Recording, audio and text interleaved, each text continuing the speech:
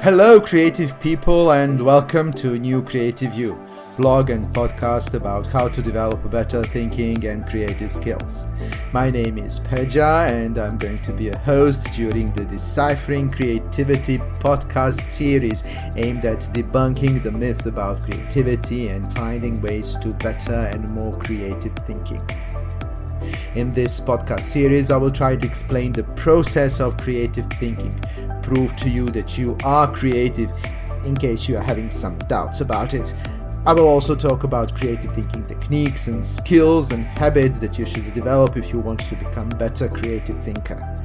So stick with me and let's move on to the episode number 1, Creativity Explained.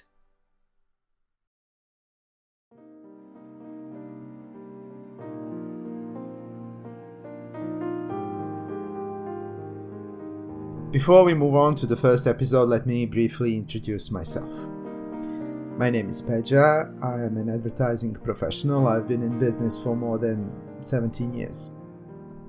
I work as a creative strategist, and together with my team, I have developed thousands of advertising campaigns for different clients.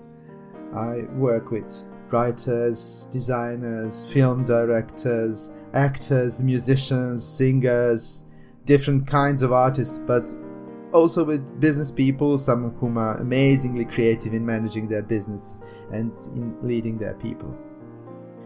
During my work, I have witnessed ordinary people become creative once they find themselves in a stimulating surrounding, like a creative agency, for example, and it just proved to me that literally anyone can be creative. Psychologists agree that creativity is a skill like any other, something that we are all born with. It's like swimming or riding a bicycle. Any ordinary person can learn to swim or ride a bicycle. However, creativity is often confused with talent. Talent is something that you are born with, and it can help you shape your creative ideas into something aesthetically beautiful and tangible, like painting, dance moves, or music interpretation. The big truth is that we are all talented in something, we just have to discover in what. So when you mix creativity and talent, you get a great musician. But you can also get a great chef, an accountant, bus driver, teacher, parent. It is so because creativity has many different faces. It is most easily recognized in arts and in crafts, but it is also needed in business, science. Einstein and Tesla had exceptionally creative minds. In apparently mundane activities, but also in interpersonal relationships. No matter what you do in your life, you are faced with different problems, choices, and goals that require some kind of creative thinking in order to be accomplished. You are creative in many ways, and you already use your creativity in everyday situations, but you are not aware of it. What is creativity then? Creativity is a process of generating new ideas.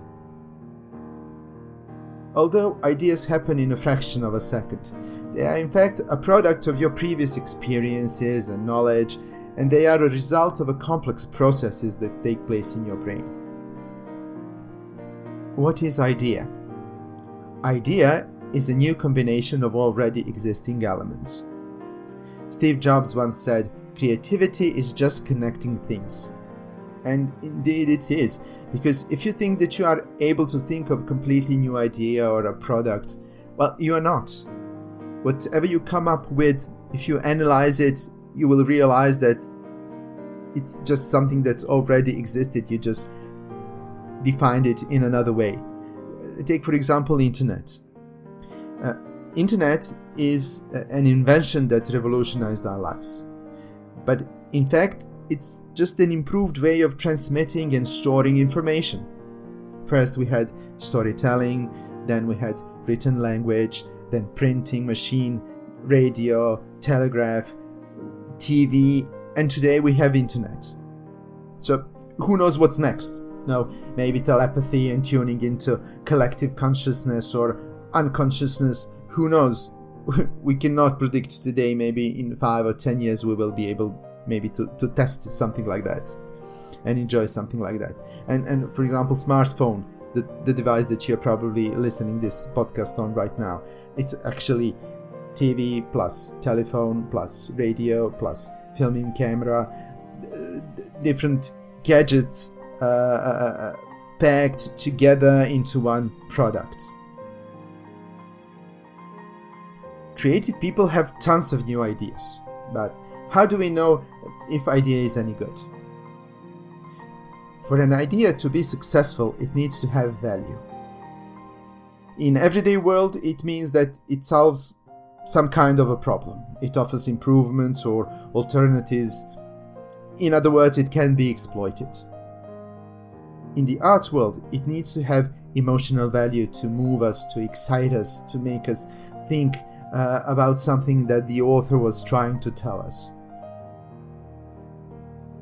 I'm sure that you will agree with me that without inspiration, there is no creativity. Now we've come to this magic word, inspiration. How do you manage your inspiration? Do you sit and wait for it to appear spontaneously, or do you seek inspiration? Have you, for example, developed rituals that can help you find inspiration, like using your favorite pen for writing, or sitting in a particular armchair when doing your creative work? Are you able to create on demand, when and where it is required of you? If you think that inspiration is totally out of your hands, well, I can assure you that it is not. Well, at least not entirely. Inspiration is a bit of information which triggers off series of electric impulses in your brain which shoot in many different directions, penetrating deep layers of your brain, reaching seemingly random information that become connected and united in a new and original thought, an idea. In other words, idea is pure energy. It is a bright lightning that shoots through your brain, energizing your whole being. And oftentimes you may experience bright light flashing in front of your eyes the moment the idea you have been searching for so long appears in your mind. How do we find inspiration, this elusive impulse that sets off the magic process in our mind? Our thinking process is like a car speeding along a highway. You have a problem A, and you need to get to the solution B as fast as you can. So your thoughts speed along the neural highway inside your brain to reach point B, the solution. The outcome? Well, you have found the answer to your problem, but as you later realize, well, it is not the most creative one. And it is so because the road to it is formed by your previous experiences and knowledge, and it works like a complicated equation which in the end always shows the same result or series of results. Our brain is lazy. If you ask a question, it will offer the first answer it has at hand. In a way, this is evolutionary justifiable, because in this way, brain saves valuable energy needed for other processes in your system. Biological survival does not require creativity. That is why animals are not creative, well, not generally. But evolution of civilization does.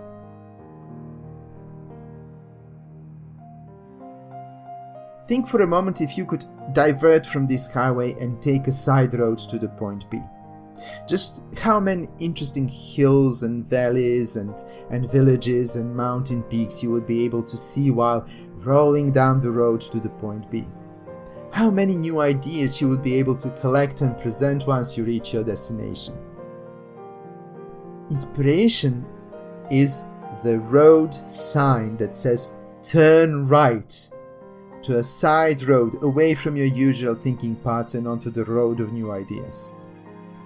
This road sign, this bit of information, is also called lateral impulse.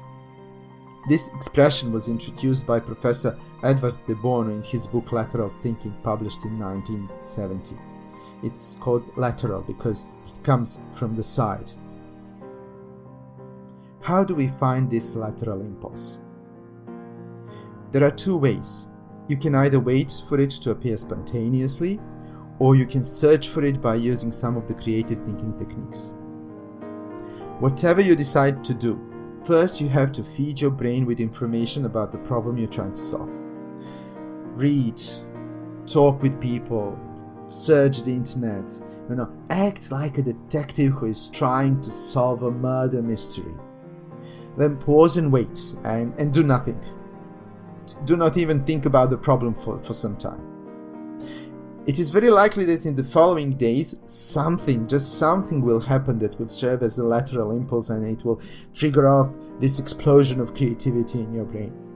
It can be a music tune, a poster on the wall, a joke your friend is telling over a glass of wine. Literally anything can serve as a lateral impulse.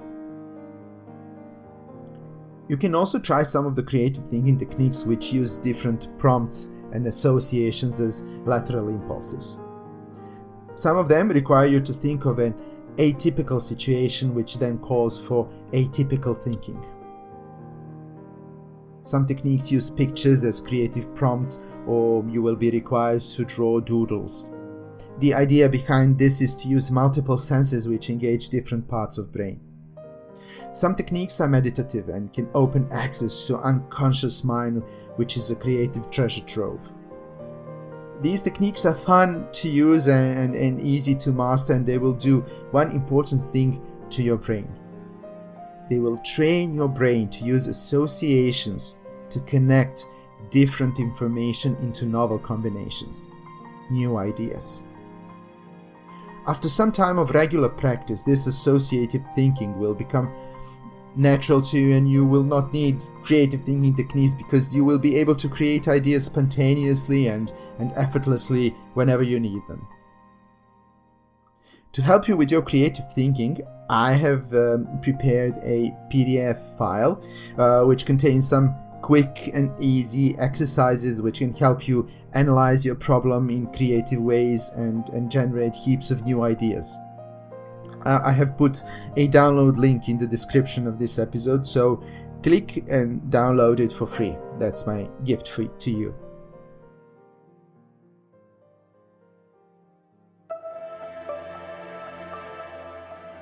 Thank you guys for listening. Please visit my blog, New Creative You, at newcreativeyou.com, and subscribe to my mailing list so we can keep in touch. You can also follow me on social media. You will find links on my website.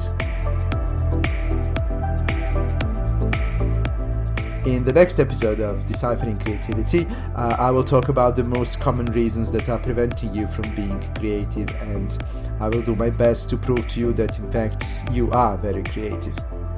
Subscribe to New Creative You podcast for the new episodes, and please stay healthy and creative.